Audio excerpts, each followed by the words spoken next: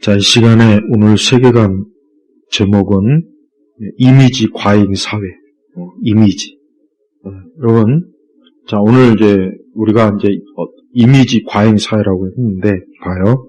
일단 SNS, TV, 유튜브, 틱톡, 그 다음에 또 X, 옛날 트위터, X. 그 다음에,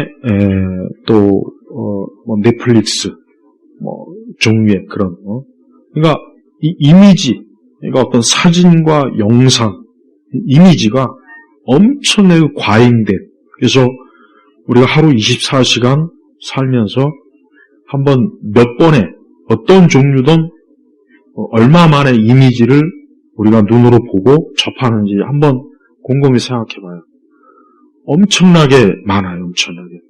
그래서, 미국은 지금 틱톡 금지령도 내렸죠. 틱톡이라고 하는 것 자체를 아예 그냥 퇴출시키잖아요.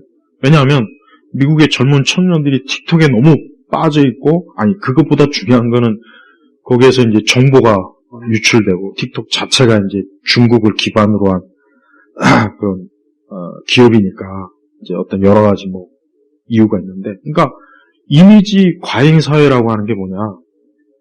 내가 청소년 시기에 접할 수 있는 이미지를 해봐야 기껏 해봐야 텔레비전 하나밖에 없었어요. 만화? 만화를 해봐야 얼마나 있겠어. 난 만화 난 만화 이렇게 또 별로 보지도 않고 좋아하지도 않았어요, 만화. 근데 지금은, 아까 얘기했죠. 이미지가 엄청 많아요. 원하면 스마트폰 내에서 우리가 대부분의 이미지를 많이 접하잖아요. 틱톡, 유튜브, 넷플릭스, 그 다음에 텔레비전도 어쨌든 나이 드신 분들은 텔레비전에 어떤 영향이 있고, 그 다음에, 그러니까 엄청난 이미지가 계속해서 우리 눈으로 들어와요. 그게 두뇌에 쌓여요. 또 마음에도 쌓입니다. 그러니까 그런 이미지 과잉 사회에 우리가 살고 있어요. 근데 대부분은 그런 걸 잘 모릅니다. 이미지 과잉이 빠져있는, 안 빠져있는지도 몰라요. 그러면 이미지 과잉 사회에서 그럼 사람들은 어떻게 되느냐? 이게 이제 오늘 핵심 주제인데, 첫째, 현실 감각을 잃어버립니다. 그러니까 우리가 어떤 영상, SNS나 어떤 틱톡이나 X나 다양한 거기서 많은 이미지를 우리가 보게 되면은 무슨 현상이 벌이냐? 제일 첫 번째, 현실 인식이 정말 약화돼요. 그리고 흔히 하는 걸로 현실과 이미지를 혼동해요. 구분을 못하고, 아까 이제 내가 게임은 좀 빼놨네. 사실 게임이 굉장히 영향을 많이 미쳐요. 나는 사실 게임에 대해서 별로 내가 해본 적도 없고, 별로 아는 바가 없지만, 그러나 게임이 어떤 건지는 내가 조금 알고 있는데, 게임이야말로 대표적으로 엄청난 이미지를 우리 사람들에게 주입해요. 그래서 거기에 정말 어떤 굉장히 좀 극단적인 성향은 게임과 현실을 구분을 못하는 사람도 있잖아요. 그래서 종종 사고를 치죠. 그게 게임 업에서 전혀 연관성이 없다 자꾸 그러지만 연관성이 없기는 왜 없어요? 사람은 눈으로 보게 되면 반드시 그거는 어떤 식으로든지 표출되게 돼 있다고. 무슨 방식으로든지. 그래서 극단적으로 이런 사람 많은 데서 총질을 하던 자기 방에서 혼자 모의총으로 총질을 하던 되게 돼 있단 말이에요. 그래서 현실 인식이 굉장히 어때요? 이게 큰 문제가 있습니다. 그래서 왜 오늘날 사람들이 어떤 현실을 보고도 뭔가 그게 정확하게 뭔지를 파악을 못하는 사람들이 많아요. 어떤 현실을 보고도 정확하게 이게 뭐지? 근데 그게 모호해서가 아니래요. 명확해요. 근데 너무 많은 이미지를 많이 이 뇌 속으로 받아들이다 보니까 어떤 실제 현실의 상황을 보고는 오히려 그걸 판단을 못하는 거예요. 그래서 현실 인식을 심각하게 감각이 훼손된다. 그래서 문자는 내가 전에도 얘기했지만 문자는 사람이 많이 접할 수 있으면 접할수록 좋습니다. 우리 두뇌 정말 좋아요. 그러나 이미지는 많이 접하면 접할수록 우리의 뇌 자체가 어떻게냐? 현실에 대한 인식 감각이 떨어지고 오류, 착각 비율이 굉장히 많고 이해력이 떨어지는 거예요. 그래서 왜 사람들이 우리는 보통 어떤 문제에 대해서 우리 교회에 속한 사람들하고 얘기하면 다들 어느 정도는 기본적인 어떤 이성과 상식으로 이해가 되는 문제인데 다른 외부 사람하고 얘기해보면 안 되는 경우가 많이 있어요. 왜 그러느냐? 나는 그게 다른 여러 원인 또 다른 게 있겠지만서도 너무나 많은 그 사람들이 과잉 이미지로 모든 정보를 받아들이고 그 정보를 바탕으로 세상을 보니까 실제로 이 세상이 어떤 일이 있는지를 오류, 착각, 잘못 판단, 잘못 이해하는 경우가 굉장히 많습니다. 난 지난번에 우리 선거도 도무지 혹 부정선거를 만약에 아니더라고 쳐도 부정선거도라도 문제가 있고 아니더라도 문제가 있는 거예요.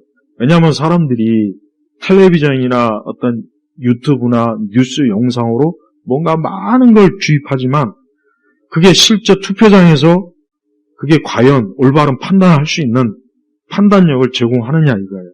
못하잖아요. 못하고 있다고. 그 대신 이미지 과잉 사회에서 가장 효과가 좋은 게 뭐냐? 선동이에요. 선동이 잘 먹혀요. 네. 그러니까 누구 하나가 어떤 잘못된 것으로 선동해도 사람들은 그거를 분별을 잘 못합니다. 이게 가짜인가 사실인가. 그러니까 왜 어떤 영화나 이런 것들 보면은 처음부터 끝까지 거짓말인데 많은 사람들이 그걸 사실로 알고 있어요. 그거 벌써 이미지 과잉 사회에 중독이 된 거라고. 그래서 난 그리스도인들이 문자를 많이 접하면 좋은데, 근데 최근에 어떤 학자가 쓴 책에 이런 내용이 있습니다. 더 심각한 건 뭐냐면, 지금 사람들이 책을 안 읽는 게 아니라 못 읽는 거다. 왜? 지금 사람들의 뇌 자체가 너무나 잘못된 과잉 이미지 때문에 뇌 자체가 책을 싫어서 안 읽냐, 귀찮아서 안 읽는 게 아니라 못 읽는 거라고 학자가 아주 전문적으로 연구해서 내놓은 책이 최근에 나왔어요. 난 그게 참 맞다는 생각이 솔직히 들어요. 그 사람이 어떤 전문 학자니까 얼마나 나름대로 깊이 연구했겠어요. 그게 맞다는 생각이 드는 거예요. 왜? 사람들은 어떤 실제적인 사실과 내용과 자료를 통해서 판단하는 것이 아니라 이미지로 판단해버린 거예요. 그게 계속 그렇게 하다 보면은 책을 못 읽는 거예요. 책을 독서를 못 하는 거예요. 문자로 정보를 주입을 못 하는 거예요. 그리고 이제 앞으로 이제 AI가 이제 본격적으로 각 개인이 이제 자기 맞춤 AI를 이제 아마, 우리가 이제 어떤 스마트폰을 휴대폰 매장에 가서 자기가 원하는 거, 이런 거 원하잖아요.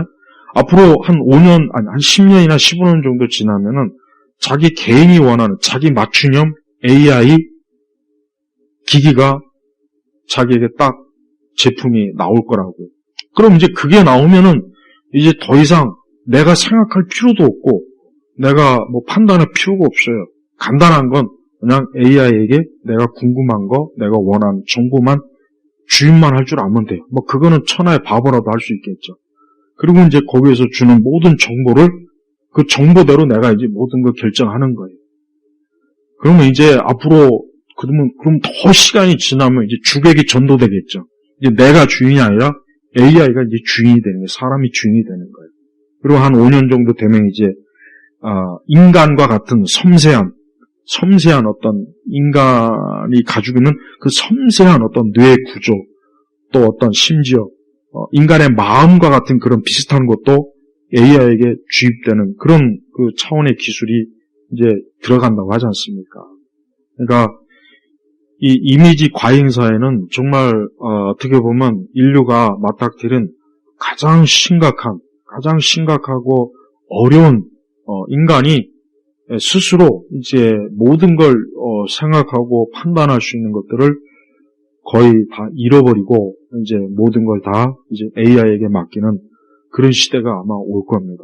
그리고 벌써 지금도 많은 그 사람들은 그러니까 모든 걸 이미지로 현실을 보는 거예요. 옛날에 신문이나 텔레비전 정도, 라디오 정도 있을 때는 현실을 보고 그거를 판단합니다. 대부분은. 그러나 지금은 아닙니다. 지금은 이미지로 현실을 보는 거예요. 거의 대부분이 그래요. 특히 젊은 세대는 더 그럽니다. 그러다 보니까 아까 얘기했지만 선동이 쉽게 먹히고 요즘 가장 이슈가 가짜뉴스 계속 많이 말을 하잖아요. 가짜뉴스는 너무나 잘 정말 유통이 되고 그리고 사람들은 이제 그게 진짜냐 가짜냐도 별 관심이 없습니다. 그냥 내 이미지에 맞으면 그게 진짜가 되는 거예요. 그래서 여러분 유명한 어떤 성인물 유명한 여자 해가지고 딥페이크 기술로 해가지고 그런 것도 나왔잖아요. 이제 미국에서 그 유명한 그 가수 여가수 그거 해가지고 문제가 크게 됐잖아요. 그러니까 사람들은 더 이상 무엇이 진리냐, 무엇이 참이냐, 거짓이냐 이것도 자기가 그동안 오랜 동안 쌓아놓은 이미지로 판단하는 거지 객관적으로 이렇기 때문에 이게 진리고 이것이 아니라는 판단은 사람들이 이제 못합니다. 못하는 수준까지 온 거예요. 그러니까 우리 그리스도인이 이런 세상이 됐을 때 우리 그리스도인은 어떻게 이런 부분들을 잘 극복해 나갈 거냐. 이건 정말 나름대로 좀 생각을 많이 하셔야 되고 또 하나는 우리는 이럴 때일수록 우리의 모든 사고 방식이나 우리의 모든 것들이 성경의 말씀으로 우리가 이게 판단이 돼야 되지 이미지로 판단하면 안 돼요. 근데 사실 교회조차도 보면은 성도들에게 말씀의 구체적인 말씀으로 성도들이 신앙생활 하게 하는 것보단 이미지로 신앙생활을 하는 그런 내용들이 사실 많이 들어와 있잖아요.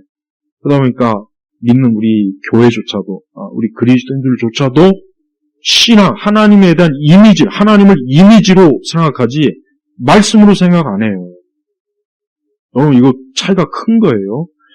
내가 신앙을 이미지로 하나님을 어떤 이미지로 내가 믿는 거하고 말씀을 통해서 믿는 거하고는 엄청난 차이가 있어요. 근데 내가 이미지로 하나님을 믿는 걸 그걸 내가 믿는다고 생각하는 것 같아요. 근데 천만에 아니오시다. 우리는 철저하게 말씀으로 하나님을 믿어야지 이미지로 하나님 믿으면 안 됩니다. 이미지로 하나님 믿는 건 허상이에요, 허상. 하나님께서 왜 신구약 성경에 그림 한 장을 안 남겨주셨을까요? 나는 옛날에도 항상 하나님께서